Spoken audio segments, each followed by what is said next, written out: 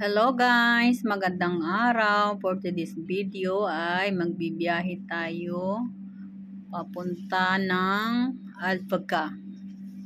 Ang Alpaca guys is parang province dito sa Dubai.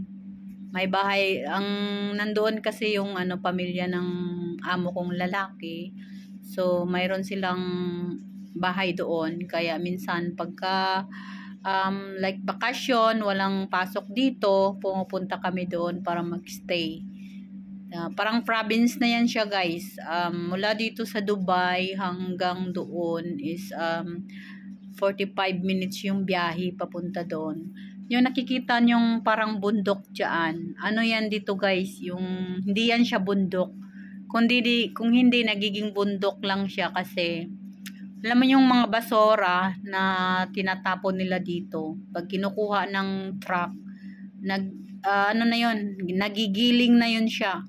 Tapos ilalagay nila doon. Tapos para na siyang mountain, para na siyang bundok. Pero hindi na siya yun basura kasi parang giniling na yun ng mga basura, mga klase-klaseng basura. Lahat ng mga basura basta daan doon sa machine nila, magiging parang lupa na.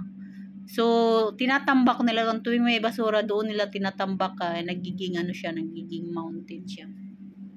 So, kung nakikita nyo guys, yung daanan, wala talagang halos kabay-bahay kasi ano yan dyan siya, Desierto. Mahaba-haba yung biyahe namin dyan hanggang doon makarating.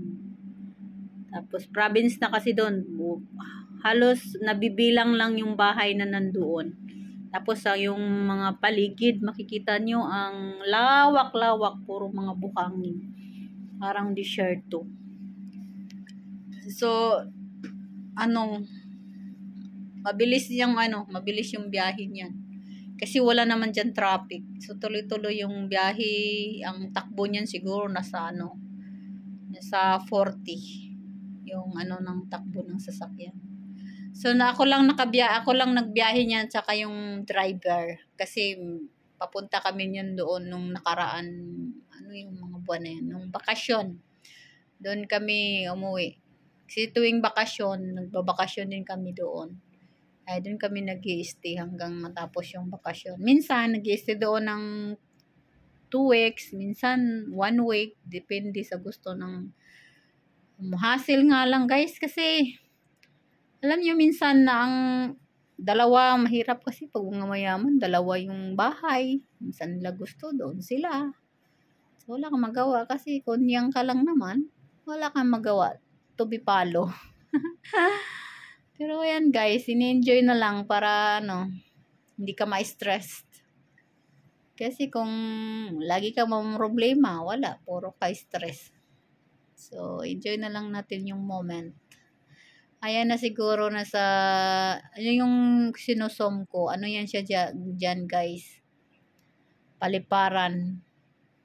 Highway yan dyan, highway. Tapos, dyan, meron dyan parang scuba diving. Anong tawag yan? Parang tawag nito? Parachute. Ganon. Parang malaking balloon. Air balloon. Tama, air balloon yun siya dyan. Tuwing winter, may makikita lagi kami dyan sa ulap na lumilipad na mga air balloons. Dami. Iba-ibang kulay. Ang gandang tignan. So, kung nakikita nyo guys, tignan nyo. Saan lawak-lawak ng mga kabuhanginan. Ang lawak ng lugar nila dito, no?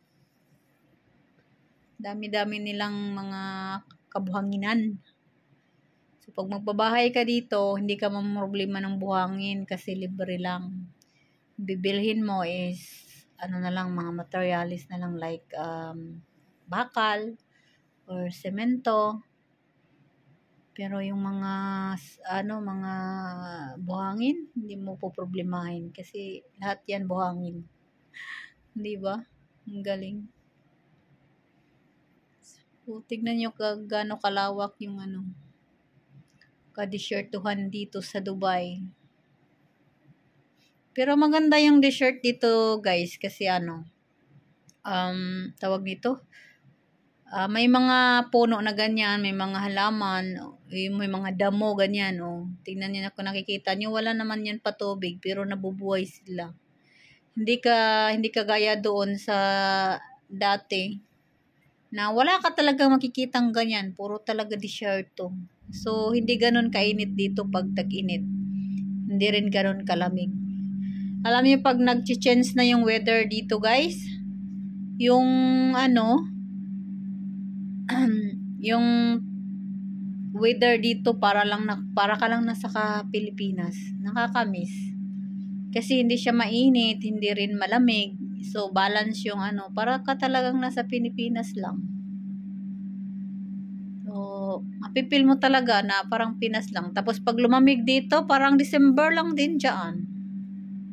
Hindi kagaya doon sa ibang lugar na sobrang lamig, pag taglamig, tapos pag tag-init naman, Diyos ko, maabot ng 60 degrees. Grabing init na. Makikita mo na yung parang apoy-apoy sa Ayan, may mga kahoy na siya, guys, bundok na yan dyan. So malapit na tayo dyan sa pupuntahan namin. Yan, kung nakikita niyo yung mga bahay-bahay na yung mga tower na yun na yun. Tapos liliko na kami dyan, nandyan na yung bahay.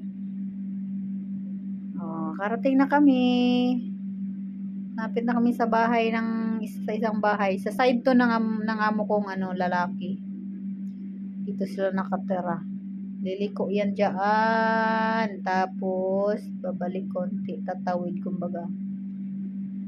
Tapos andyan na yung bahay ng mama ng amo kong lalaki. So yan yung lugar. So province sa province talaga yung ambience. So okay din naman pag nandiyan nakatambay ka. So parang ang lungkot-lungkot kasi parang nasa probinsya ka. Ito ang bayan ng Alpaca, Dubai. So bira lang kami pumupunta dyan tuwing vacation lang or pag walang pasok yung mga bata.